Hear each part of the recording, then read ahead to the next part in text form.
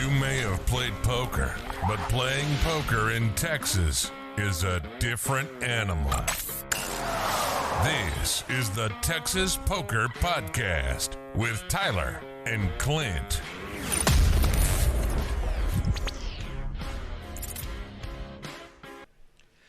Hello, this is the Texas Poker Podcast. I'm Tyler. This is Clint. What's up, y'all? And we are here with episode 9. Episode 9, cranking out the episodes. So, Tyler, how's it been running this week? It's been a lot of interesting sessions, and it's kind of been up and down. It ended up being slightly up, which is always nice. Oh, yeah, you can never complain about a win, so. Right, absolutely. I have a pretty interesting hand for you because I guess I don't want to spoil what happened, but let me kind of get into it really, because this was the one whenever it happened, I was like, I can't wait to tell you on the podcast. So I was playing, and I was at 52 for this session, and I was in the big blind, and then someone was doing the button straddle, and the game had been playing pretty big, so I ended up opening up to 35 pre-flop, and it folds all the way around to the button. He ends up making the call.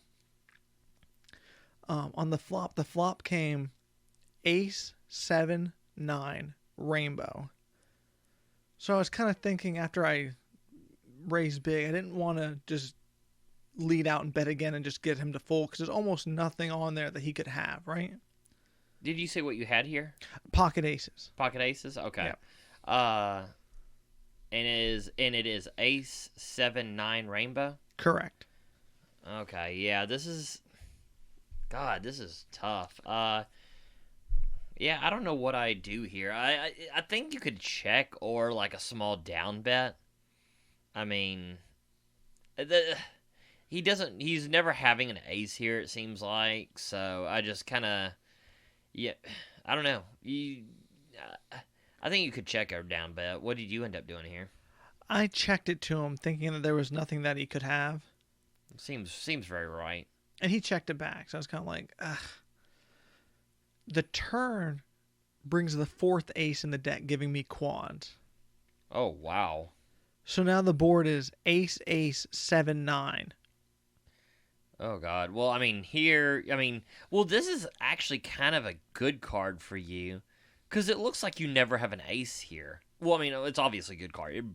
It gave you quads. Right. So that was a pretty idiotic statement. But it's kind of deceptive that, and it looks like you never have an ace here. You check the ace on the flop. So, and it looks like you don't have here. So when you bet, your bet might not get a ton of respect. I don't know if he has anything to call you with, but it might not get a lot of respect. Right, because once you make quads, it's one thing, but then you also have to get some value from it. Yeah, and considering you have so much of the board locked up, it tends to be very hard to get value from quads. So I actually checked it to him. That's an interesting move. I wouldn't have done that, but I don't hate it. I find that pretty interesting. Yeah, well, he actually bets 25 into the pot.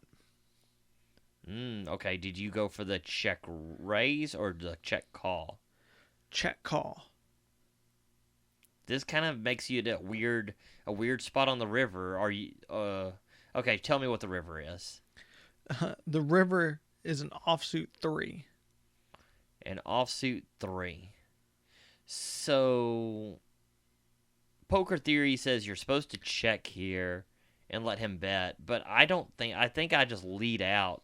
I feel like a lot of times if you end up checking and he bets, if you re-raise, it looks way strong and you get a lot of folds. And if you goes check, it's a disaster. So did you bet? Did you lead out here? I actually checked it to him. Oh, okay. Going in flow. Right, so I checked it to him, and he didn't let me down. He bet 75. Ooh, this is pretty. And here's what happened. So I went to grab the raising chips, right? And in my head, I was thinking, I'm going to make this very small. I'm going to make it 200 to get the value on these aces, this quads, right? Okay. So I start reaching for chips, right?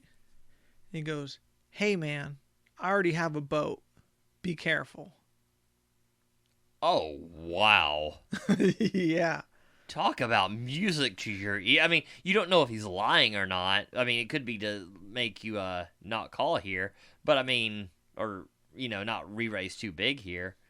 But I mean, if he has a boat here, I mean, this must have been hard not to tap dance at the table. Right. So I had the 200 in my hand, and he was on my right, and my chips were on my left, so he couldn't really see. He goes, "Well, I have a boat here." So guess who scooped up another 100 to put in the pot? I said, "Well, when worded that way, let me grab 300 real quick." Because I only had about 475 behind. But I only had 200 in my hand originally. When I started moving, he goes, "I already have a boat." I just froze. So did he see you reach down for chips, then tell you he has a boat and reach down for more? Like, was it very obvious? I don't think so. No, I'd already kind of cut the chips out, but I was actually going to use red chips. So I only had 100 in green, and then I put the green on top of a red, but I was still getting it out. And if you were on my left, you could see I'd already got the 200, but he was on my right, so he couldn't see because I was reaching with my right hand. And when he said that, I used my left hand and scooped that extra 100 and then pushed it in the center, right? And then he goes, "Man," because I had about, like I said, 175 behind. He goes, "Man, am I really going to fold this? I already have a boat. I have a boat." I told him, I said, "Man, if you have a boat, you should probably raise." Is what I told him. And then he said, "Ugh." He's like, "I have a boat. I don't think I can fold this." And he put the call in. He's like, "Well, no." First he was like, "Can you show me one?" I told him, "Definitely not. Can't show you one." Yeah. And then he ended up putting the call in, and then he just packed up his stuff and went home. Oh, wow. Oh, okay, so was it for all of his chips? No, he was pretty deep stacked, but he had pocket 7, so he flopped a set to my set, to his turn boat, to my turn quads. God, man. I wonder, so y'all were pretty damn deep here. Did you ever think of just being like, "I don't think you have shit," and just shoving it all in? And I mean, like, kind of doing it that way, like whatever, man. I wish I would have told him, "Well, I have ace king, and I don't think you can beat it. I'm all in and turn over one ace." Yeah. But I didn't. I mean, I was already so shocked in the moment. I mean, it sounds like he was actually, like, a little torn. I mean, I think it was all for show. I don't think he was ever folding there. He's never folding a boat there. But, I mean, it did seem like he might have been suspicious. But, yeah, I don't know. Like, I usually don't go into table antics like that. But, I mean, if somebody tells me they got a boat there, I don't know. I'd just be like, I think I'd just go all, like, already got that, redneck accent. "I don't think you have shit, Sonny. Where you ain't got the balls to call this. You ain't got any damn thing." So I don't know, and just shove it all in. I mean, that would have been bold. I might have lost a lot of value when he did fold a boat, but I don't know. I'd been super tempted. Yeah, so that would have been. But yeah, so he put the call in, and then after turning quads, still ended up end up leaving the session with exactly 0. God, that's never good. Would you get quads to a boat and leave 0? Oh, God. Yeah, sometimes things go sideways, and you just let it go all the way off the trail, all the way off the tracks, and you end up in the ditch going home. It's happened to me before. I've been in that ditch going home several times, not all the time, or else I wouldn't be playing poker. Because I always remember thinking, like, when I see someone get like quads and get the full double up and then end up leaving broke, I'm like, how's that happen to you? If only I could get quads, I wouldn't go home broke. Yeah, I was wrong. Yeah, you get cocky when you get quads. You feel like it might be your session, like everything's gonna go your way. Yeah. In the end, it's just one hand. Yeah. So it turned out it had nothing to do with the rest of the session other than I lost. But it was all right because I ended up, like I said, being profitable for the week, despite that one losing session. So that's pretty good.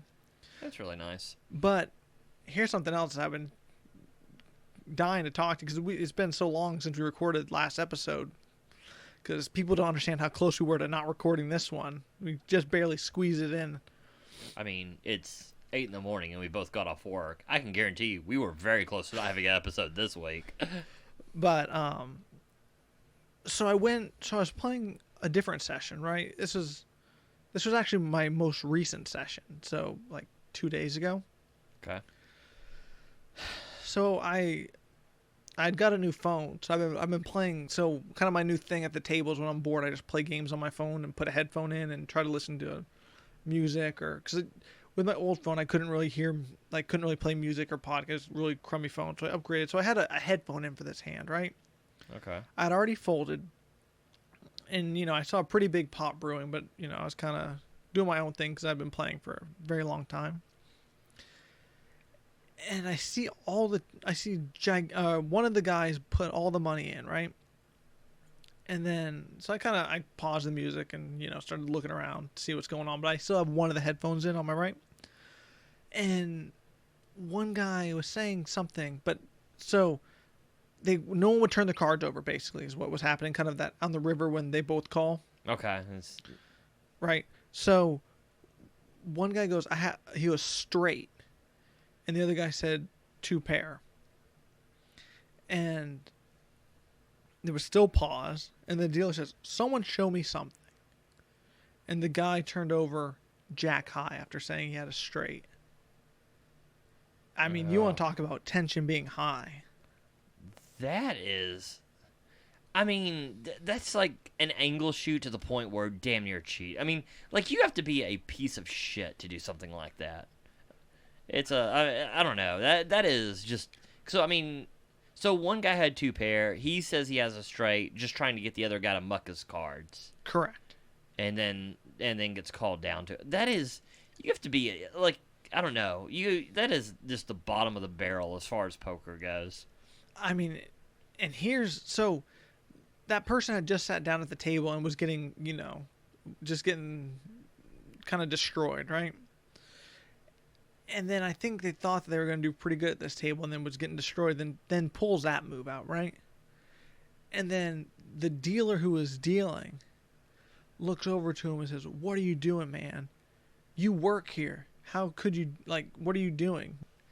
So he actually worked there? Yeah, that's what the dealer was saying. He's like, you work here. What are you doing? Oh, wow. That is just insane to me. How could you...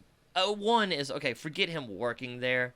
Like, if that's the way you got to get money, if you're so poor in poker that you got to try to cheat people who are legitimately playing out or try to angle shoot to this degree, then, I mean, you just shouldn't be playing poker. One is, if the money's that valuable to you, then you really shouldn't be at a poker table. I mean, and to do it at a place where, I mean, you're working, I don't know where this was, but I mean... Yeah, but I mean, it's like, regardless of it, it's, no place can be responsible for every stupid decision every employee makes.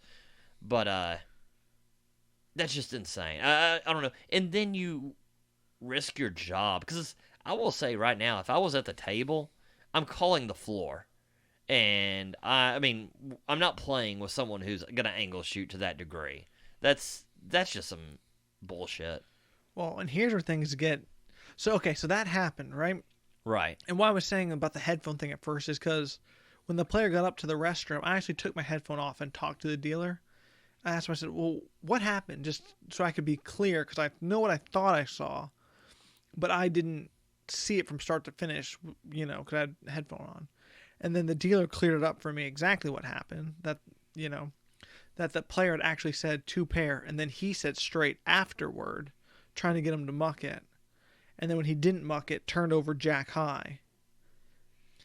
God almighty. I will say this. I'm glad the dealer at least called him out for it. Because if the dealer stays silent, this is just a disaster. I mean, at least he did call him out. I respect the dealer for that. And how he handled it. And I guess that's all you can do as a dealer. But man, that is so shitty. I mean... And it gets worse. It gets worse than that? I mean, okay, sorry. That's a bit over exaggerated. It doesn't get worse than that, but the story gets worse because he angle shoots some more. You got to be kidding me. Right. So he comes back from the restroom, right? The board ran out because now I have my headphones off, put in my pocket because I need to see what's going on, kind of thing, right? Yeah, well, if you know there's a player who's going to use every cheap trick in the book, I mean, you very well better be paying attention. So here's basically what happened on the river again. The board ran out. It was like king 8 8 6, right? And he had a pair of sixes. So, and the other guy had a high card that obviously beat the six. His right. Okay. So he got counterfeited on the river, and he was saying he was trying to get the dealer to chop the pot with him. He was like, no, it's a chop. It's a chop. We both have two pair, even though the other guy's queen high played. Did the other guy catch it like immediately? It was the same dealer. He just looked at him. And he was like, what's going on? And he was so kind of disgusted and kind of annoyed. He told me to explain to him what's going on. Oh, wow. He's like, you can tell him why he's not getting the pot, but he knows. God almighty, man. This is horrible. I just, to have people with ethics this low at a poker table, I mean, poker gets a bad name. Like, we've talked about this before, like, your family is like, doesn't mind gambling, but like my dad, like, thinks that poker, like, he grew up in an era where, like, poker was just looked down upon, kind of like slimy and all that. And it's not that way anymore. There's a lot of great people. I mean, you look at like the Matt Vaughn situation, what happened there. A lot of people that go above and beyond. There's a lot of charity that goes in from poker. But stuff like this is what gives it a bad name. And I just can't stand people like this. I mean, and he even did one other thing that was similar to that chop pot, where he was trying to get a pot that didn't belong to him too. God almighty. Yeah, I saw 3 times. I was like, well, when it's time to go, it's time to go, guys. So I just packed up and left. I mean, I don't know. I guess you're gonna find. I mean, so do you think there's certain people who listening who might think, well, this is just part of the game and you use everything, or you think everybody's gonna be disgusted as I am? Well, see, whenever I talk to you, I kind of mentioned it to you before.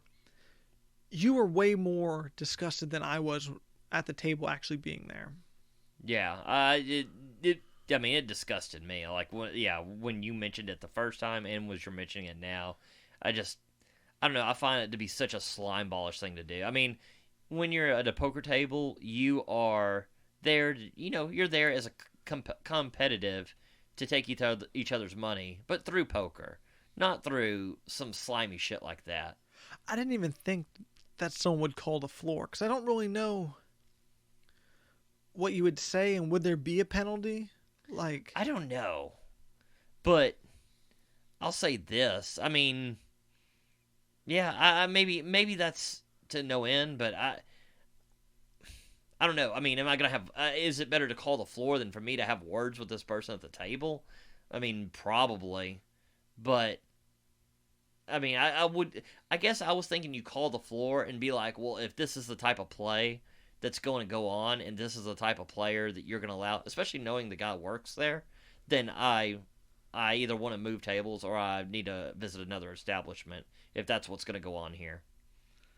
So, yeah. Oh, I do remember what happened. So, the other thing that happened before all this happened, the other thing that he did before this, and again, I didn't know he worked here. So I do remember the hand though. It was a pretty new player in the hand against him, and they're both actually pretty deep stacked, right? And the flop came Queen Jack, maybe we'll just call it 5 rainbow, right? And I could tell that the new player wanted to bet, but didn't. And then he ended up betting, and then he called. And then the turn brought in the flush. And then you could kind of see, then he checked it and he bet, he called. The river paired the jack, so he boated. Right? okay. And then he checked. The guy who was angling before made a sizable bet, and the guy jammed all in on top of him for like $500 more. Right? Okay. and he's thinking and thinking forever, right? And the dealer, this is a completely different dealer than the previous hand. This is the dealer before, right? Okay. Kept saying like 497 more. And he's thinking and thinking. And I mean, it probably went on for like 4, 5 minutes, 6 minutes, but the dealer was kind of pushing him to make a decision. Like, we're all kind of sitting here like, what's going, like, you know, you kind of need to make a decision at some point. Did anybody think to call clock here? No one did, but the dealer just kept kind of like saying like, you know, like, come on, like, kind of not, he was kind of pressuring him to kind of make a decision, which, to be fair, isn't really the dealer's job, right? Yeah, I mean, to a degree. I mean, like, okay, yeah, we could kind of, I think kind of is and isn't, but okay, let's go. So he calls, and he's wrong because the guy boated on the river. Okay. Right? And then he rips into the dealer about it. He was saying, like, you shouldn't be pressuring me. He's like, and then he was like, it's my money. And then he was like, well, I could see that everyone was getting, that the other player was uncomfortable with how long you were taking. Everyone was kind of getting annoyed. And he's like, I don't care what they think. It's my money, my decision. They can call the clock if they want, is what he said. I mean, okay, on this one, and don't get me wrong, this guy seems like a slime ball. But, I mean, on this exact deal, I actually agree with him. Because if the players have the ability to call the clock, and they don't call the clock, then that's kind of on them. Right. No, I mean, yeah. And I mean, I understand why you wouldn't. I've only called the clock one time before. Ended up in a horrible situation. But, I mean, the guy took like 7 or 8 minutes. But I mean, at least the players have that ability, or the other guy in the hand has that ability. I mean, this is kind of on the players. And on this one, especially when he says if they want to call the clock, they call the clock. I don't know. On this one, I do side with that guy. So, let's say all the other stuff, hate it, but on that one instance, I do agree with him. Very interesting session, though. God, it sounds like a super interesting session. Definitely not boring. I can see why you took your headphones out. Yeah, because I mean, I don't know. It's kind of weird because to me, him yelling at the dealer seemed like a bit kind of overboard. I was like, God, like, you know, like, the dealer's trying to do his job. And him saying straight to the other guys, 2 pair. I mean, I'm always turning my cards over if I have 2 pair there. I mean, oh yeah, I mean, yeah, you should always be aware. Well, I mean, as a poker player, I mean, you should be aware of acts like this. So I mean, you should like be aware enough to make the guy show the hand, which the other guy did, and all of that. So I mean, yeah, absolutely, but. It's just, I don't know. I just feel like that's such a slime ball move. I completely agree. So I guess you heard my story of last week. How had you been running? Oh, God. This guy is hard to compete with. It was a very profitable week for me. I ended up profiting. I mean, very profitable for my stakes, what I'm doing. I had one session at 1.1 thousand profit and one at like 255. The first one was a very interesting start. Again, I keep like getting all excited. I go to these places and like I'm just ready to play poker for the night. End up with ace 10 of hearts, a big suited ace, raise to 15. I get one call. By the guy I kept saying looked like Nicolas Cage. So Nicolas Cage calls me, and the flop is 10-5 deuce with 2 hearts. So, I mean, just nail this flop. Right. I bet 15. He min raises to 30, and I call. So... I didn't love a min raise. I mean, we always talk about in small stakes poker, if they raise the flop, you need to be damn well very suspicious. I mean, even the min raise too, because we and you had kind of throwing your hand off topic here, but I was gonna say, like when you and I were talking about some coaches talking about the min raise, I was like, oh man, I cannot wait to do this at my 1-3 game, 1-2 game. Tell you what, it doesn't work that great. People catch right on. It didn't even work for a week. Oh yeah. It just immediately didn't work. So, but go ahead. I'll let you continue with your hand. But I was just saying, I thought that's kind of those min raises on the flop, and min raises in general, very nutted normally. Yeah, absolutely. So let me clear this out. It was not ace 10 of hearts. It was ace 10 with the ace of hearts. Okay. So the flop is 10-5 deuce with 2 hearts. So I have top pair and backdoor nut flush draw. Gotcha. So with the top pair, top kicker, I'm ahead of king 10, queen 10, jack 10, and I have also the backdoor draw to the nuts. I call. I feel it's too strong to fold to a min raise. So the 2 of hearts is on the turn. He bets 100. Now I'm super suspicious. I don't love it.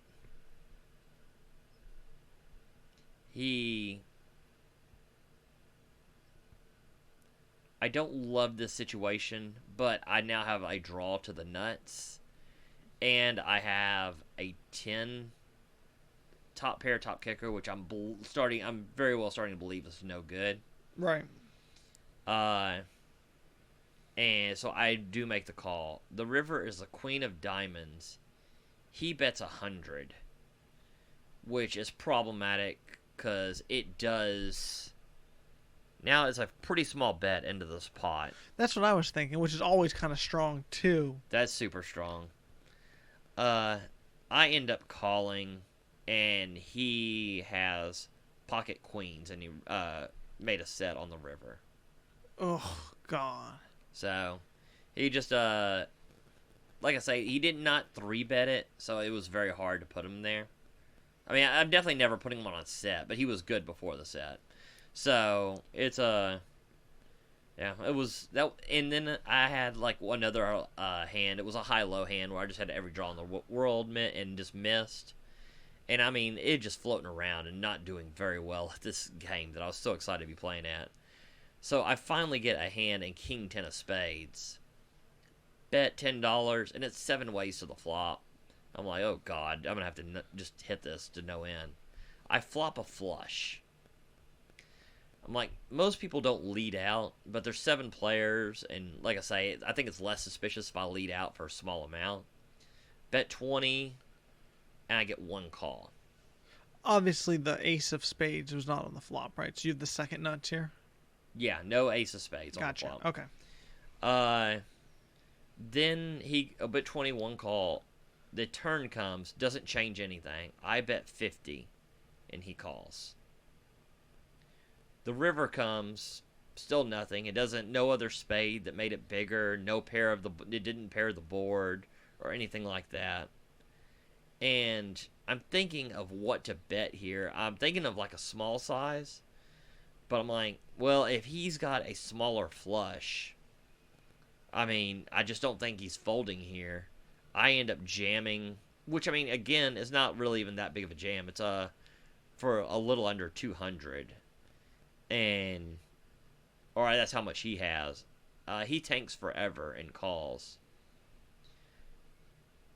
And I show king 10 of spades, and I'm good. He mucks. I don't know what he had. I don't think he checks the flush on the flop. Maybe he was just like an ace of spades with. I don't know. Maybe he thought I had the ace of spades and was just, barreling. I mean, he probably just had 2 pair. 2 pair, and maybe thinking I'm just like got the ace of spades with a pair, maybe, or something like that, or even, I guess, over. I don't know what I was so confused on what he could have there, where he'd call 3 streets there. I don't think you should call 3 streets with this, but if in theory, you would play like top pair with the ace of spades kicker, like that sometimes. Yeah. Right? Sometimes, kind of as a semi-bluff to the nuts with top pair, top kicker. I don't know if this player, was thinking like that, or maybe he thought you had an overpair and he had, set 2 pair, something like that. Yeah.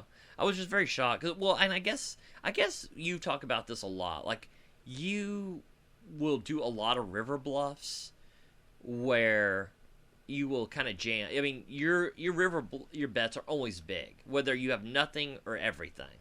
Right. So, I mean, and this was a pretty big bet into this pot. So, I mean, it's maybe a little over pot. So, maybe this looked kind of bluffish. It looked like a missed draw. Right. I mean, and you can really take advantage of that when players are looking for stuff like that. Mm-hmm. Just over betting pot to make it look like a bluff, and a lot of people call.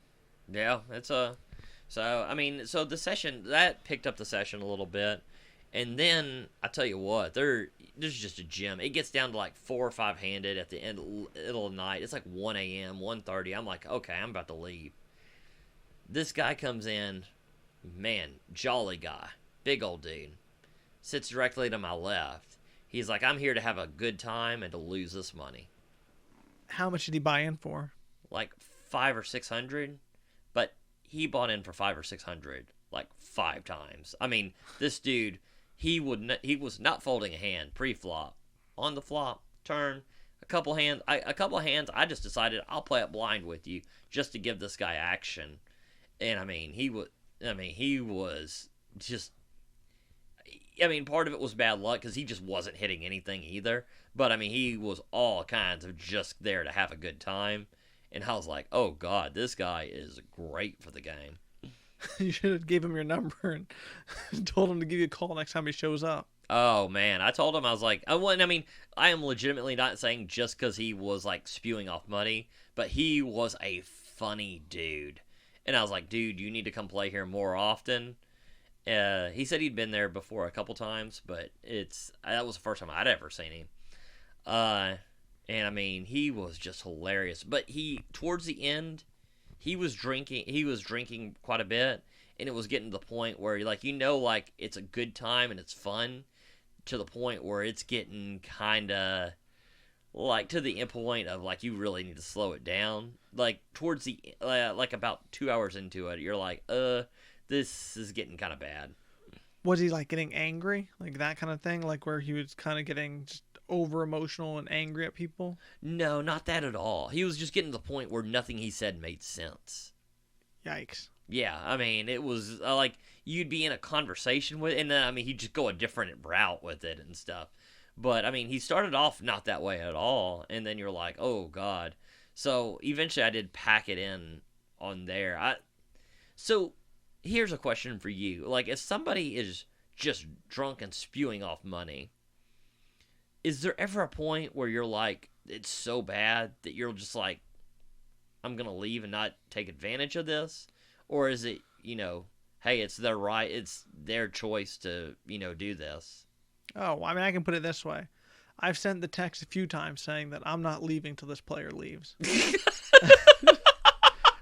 I mean, I've had it a few times where I said I was only going to leave for about 2 hours and got home at 7 a.m. So, yeah, this guy, like I say, they got to a point. Well, and I was just pretty tired at this point as well, because I mean, like, I ended up playing like till 4, and I had meant to play till like 2. Right. So, but I mean, he was there, and like I say, at first it was just that he was fun to play with, and I could tell. I mean, a very loose player who's going to be, I mean, profitable and just make the game fun. But yeah, eventually I was like, okay, you got to go. But then that was a 1.1 thousand night. Then last week I have a 255. Again, started off horrible. I have become you, as far as like you used to like always like kind of lose it at the beginning, and that's when you like felt like you were really starting to play, and Yep. then you'd come back with like a vengeance. Lately, that's been me, not on purpose, but just because I have to. It's funny because you always say how often I'm all in the first orbit normally, whenever we play together. Oh, it seemed like in the first orbit, like somehow all your chips are getting in the middle every single time, it seems like. I normally try to send a message early of my session. Whether it's good or bad, the message is getting through. The message, these chips are not afraid to go in the middle. Oh, God. So this session starts off, this is how bad this is. Ace King. I raise to 15, and it calls, I think, 3 or 4 ways. Flop an ace. It's like ace 7-3. The turn is an ace. I'm like, oh, hell yes. I bet, and he calls. Then, I'm sorry. Yeah, no, I bet he calls. The river comes, doesn't change anything. He leads out into me. And I'm like, this is a very strange line. And I do get suspicious for a minute. But, I mean, I'm like, ace-king, I'm ahead of there was no queen on the board or jack on the board. I'm ahead of ace-queen, ace-jack. I think it was like 10-5-7. So, I'm like, should I just call here or well, I'm never folding. Should I just call here or re-raise? What was your take on it? At first, whenever I read this, I thought it was a call. But then whenever we talked about it more, we were saying that you were leaving too much value on the table too often. That's how I felt. And I re-raise. I think I go all in, and he snap calls. I mean, like, literally. And I was like, the minute he did, I was like, okay, you have a boat. Right. And sure enough, he flopped ace-7 and turned the other ace.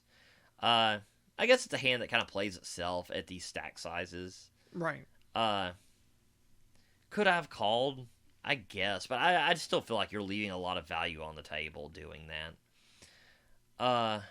But I claw back in. I claw back my way back on these sessions, too. Just end up hitting pretty good hands. But I have one really interesting. It's a high-low hand. All right. So, I've got 5-5 Jack, like 8 or something like that, a non-existent card. Not a great high-low hand, but if I hit like a set of jacks or something like that, it can be pretty good. It flops ace 5-4. Okay, so for the high-low hand, so the flop is ace 5-4. What do you have? A set of 5s. Okay. So, it checks. I bet, thinking I can maybe kind of maybe just take a stab at just taking this down now. Mm-hmm. It calls, and the minute it calls, I think I'm kind of done with the hand. I mean, there's too many lows out there. There's a straight out there. I mean, now that I've hit some resistance, I'm just like, eh. But it goes check on the turn, and I know I'm drawing to a boat. Like, set of 5s is not great here. I have pocket 5s and pocket jacks. It's a jack on the river. So now you've upgraded your set of 5s to a set of jacks. But that's not how my mind worked. For whatever reason, I thought because I had a set of 5s and a set of jacks, I have a full house now. Well, I mean, that's going to be problematic at Showdown for sure. It was. Oh. It was very problematic. So I raised pretty big, thinking now I've got a full house. For some reason, I thought I had jacks full of 5s. And just, I mean, I did have jacks full of 5s in some way, somehow. Just not how you play the hands. So I raise, he calls. He's got the low.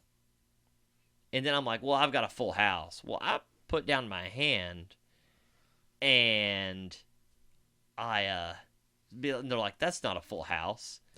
I'm like, oh God, no, that's not. I'm like, this is horrible. So, this is bad. But so they're awarding him the pot, but I have shown down my hand because I thought I had a full house.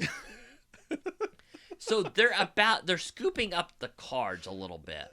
Right.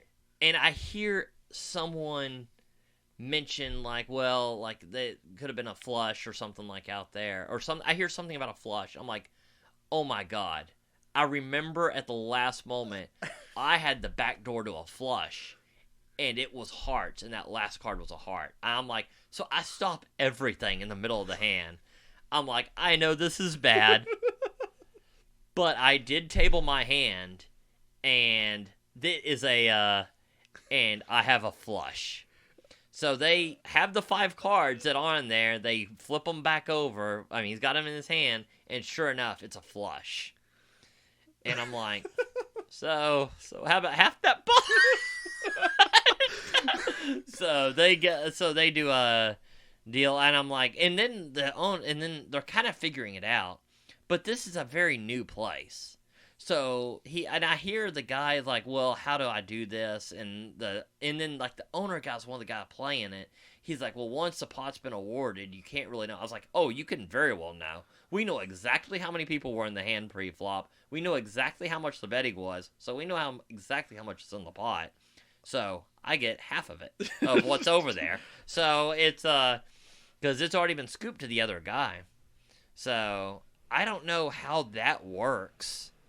But that was a very interesting spot. You want to talk about multiple embarrassments on one hand? Right. I think I have a full house. I don't have a full house. And then the flush that I don't know I have, I actually have. I mean, I was tired that night. High-low's a convoluted game anyways, and I'm usually halfway decent at. But good Lord, I mean, talk about shit your pants at the table. I mean, it was bad. I mean, super disgusting. Here's a question: did you end up getting half the pot back? I did get half the pot. Nice. So that was, yeah. I mean, that part was very nice. Kind of strange how we started off the podcast where someone said they had one hand and didn't have it, and then later that week you did the exact same thing. It just hit me while you were telling me the story. I was like, it sounds kind of like that straight hand. Oh yeah. It was a train wreck and a half. Yeah. Oh, I do have another one on the first session I mentioned. This is kind of an interesting hand. Let me tell you. Let me get your idea of what you would do here. I have a good pre-flop hand. I don't remember what it is. Ceases to matter. I raise. I get 2 callers. Then I would raise. I bet the flop. I hit nothing, hoping to take it down. And it both call. I'm like, I'm done with the hand. But it checks through. Turn and river. Well, not only does it check through, it comes, I believe, Queen, 9-9, Jack. Gotcha. So everyone had queen, 2 queens, 2 nines, and a jack kicker, right? So they played the board with 2 pair. Yeah, well, and when nobody bets, I'm kind of like, I wonder if the board. I know I had nothing here. I think I must have had suited connectors. I know I didn't have a high card that played. I was gonna say, how premium was this hand who didn't play in this? Maybe not that premium. I don't remember. I remember I raised. It was so okay. It goes check on the river. Right. I'm like, I'm playing the board. The guy to my right mucks his hand. Wait. Did you verbalize you're playing the board?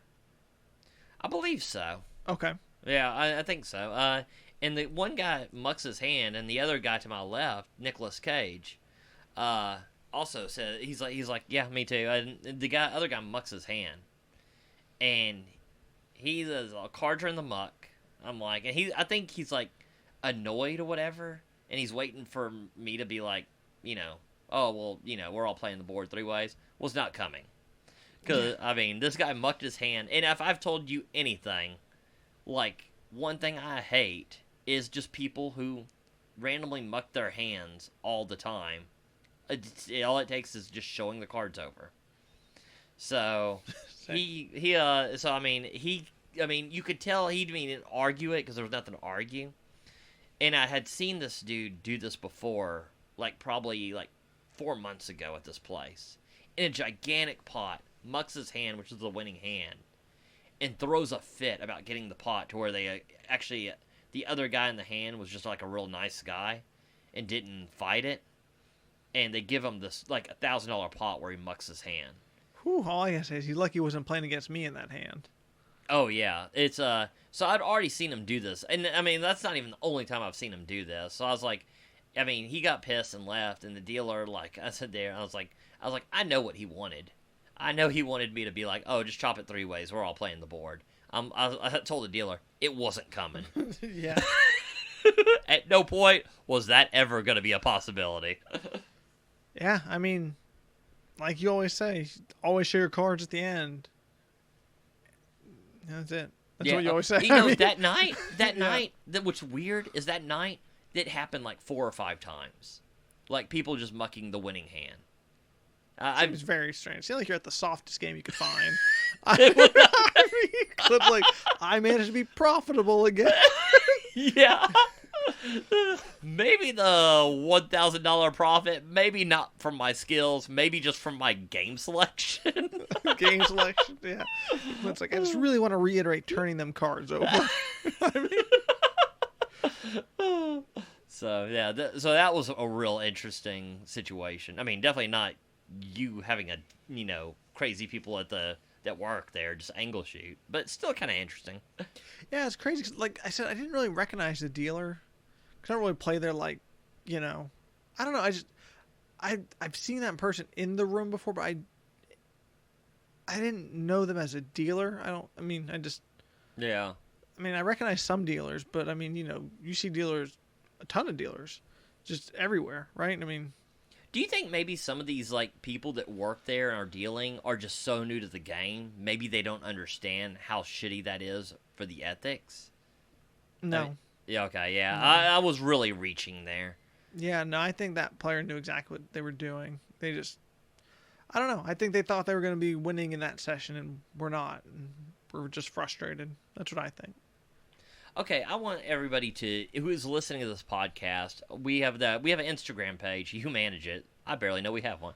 It's a Texas Poker Podcast, right? Correct. I would like anybody who's listening to this to go to the Instagram and say if you think that is just a slime ball as I think it is, or do you think that's just part of like kind of a shady a game, and that's how you play it? Because I'd be curious to see what like a majority of people say. That'd be really interesting. Because you at first were outraged. Oh, I was super outraged. I was outraged the second time. My blood is still boiling. And I wasn't nearly as outraged. I was just like, that guy's kind of a jerk. Yeah, it was kind of more my thought. I was just going like, noted, I guess. I don't know. I guess, yeah, I don't know. It just rubs me the wrong way when you're doing, like, to me, that's about as close as you can come to cheating without actually cheat. Just play the game the right way. It's not that hard. Well, kind of like what Bart says on Crush Like Poker on one of the podcasts one time, is like you can use all the poker, not angles, but moves and stuff up to the river. But when it's time to turn your cards over, the hand is kind of over. You just turn your cards over. There's no more angling. I guess you could only just say, like, as long as the player is just gonna, make the person show and, turn their cards over, then, it really doesn't matter because it never works. So I guess it really doesn't matter in the long run, but I don't know. It's such a crappy thing to do. What do you think would happen if that player did muck? I guess he's just throwing his cards in the muck as fast as possible, right? But I meant, like, if somehow that player mucked and then they made him turn those cards over, what do you think happened? Or do you think it never gets there? Because I'm just saying. Bart Hansen had a podcast about this same exact situation. I remember, and I don't remember what it was. I don't remember what the ruling was. Because I do remember one time I ended up in a hand with someone, and they told me they had aces, and I had ace-jack. And I told them, I'm just drawing dead, basically. And I remember when I got up and left, I'm sure he had aces, but he never showed them. And it didn't really dawn on me until after I'd left. Yeah. Because, it was a horrible call, because, like I said, I had ace-jack. So, and he had aces, so. But because I always kind of remember thinking, like, what if he had never even had aces? He just told me he had aces. Obviously it happens. So, yeah, definitely I think you definitely have to make them show at that point. It's just, I don't know, all these arguments, these arguments of breakout in poker, the rules are very clear-cut. There's not that much open for interpretation. And, I don't know, stuff like this stuff like this, like somebody intentionally being an ass, and then it will do it to me. not turning over your cards at showdown will drive me nuts. Turning your cards over in the middle of the hand and getting pissed off about it, because I've seen these multiple times throughout in a month, just multiple times in these situations, and then announcing your hand that it's the winning hand and going to muck it, because I've seen players do this too when it actually is the winning hand, but they never showed it. Because we saw that at one of the poker rooms where we were both at the table. Yep. Oh yeah. So, but here's something I wanted to kind of talk about before we end the episode, because we're kind of going long here. But something that I've noticed that happens for me, I want to see if it happens to you. Whenever I go to a session with a set time that I can play, and if like I'll sometimes try to force the action or force plays that I would not normally. Do you ever do that? You told me this you've mentioned this to me before. I don't really notice myself doing that much. I mean, I will say this, I don't like playing in like forced short sessions really, but I think like my pre-flop hand ranges are kind of, what they are. So I don't know. It doesn't seem to have the same effect on me. I mean, so no, I haven't really noticed it as much. It just kind of is what it is, I guess. Well, because like you said, any hour, 2 hours, or 3 hours of poker is 100% variance, right? Right. I mean, anything can happen. You could be the most winning player. You could be making $1,000 an hour, or negative $1,000 an hour on any given hour. In that short term, luck is gonna triumph in that short term. Right. And man, I mean, I've noticed it so bad where I just quit doing it. I don't even do it anymore. If it's going to be like a forced 2-hour session or something, yeah, I just won't even bother. Because I mean, I really get I'm like trying to make. I consciously know I'm doing it and try to stop it. Still do it. Yeah, that's true. I mean, at least you've consciously kind of figured out like that you do that, and that's a leak, and that you've kind of plugged that leak just by not putting yourself in that situation. Well, I mean, here's where I guess it really is. When I'm in a spot in that situation where I'm leaning toward make the bluff, that's probably not going to work. Don't make the bluff, or make this loose hero call that he might not be bluffing, but I do want to be positive this session, so I'm calling. You know, or something like that. Or I'm going to put the big bet in on the river. Yeah. I mean, I can definitely see how the mentality would overtake, and I mean, I have other leaks in my game without a doubt, but I haven't noticed it being one. Now that being said, I don't play as ton of short sessions either, but when I haven't noticed it that much. So I guess I just kind of let the cards fall where they may and hope for the best. I guess that's great words to end the podcast on. Okay. Right. This was the Texas Poker Podcast. See you guys next week. We're out. That was the Texas Poker Podcast. Go ahead and rack up, add time, and we'll see you next week.